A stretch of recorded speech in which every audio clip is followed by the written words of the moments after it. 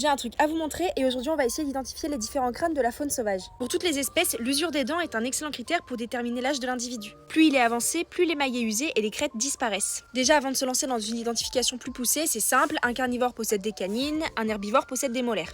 On va commencer par identifier les crânes de blaireau puisque pour moi je trouve que c'est l'espèce la plus simple à reconnaître. Ici ça devait être un individu super vieux puisque je sais pas si vous allez voir mais les canines sont extrêmement usées et puis pareil pour les molaires là, on les voit presque plus. Les crânes de blaireau ils sont petits et assez trapus. Ils possèdent une face assez courte mais surtout des fosses nasales super développées. Le processus zygomatique c'est toute cette partie-là, elle est assez développée et elle est franchement incurvée vers l'extérieur.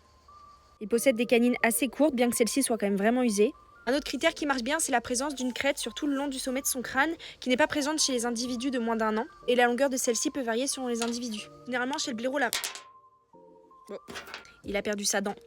Pour finir, je disais donc que la partie inférieure chez le blaireau elle est presque toujours rattachée à la partie supérieure du crâne puisqu'ici à ce niveau-là c'est quand même vachement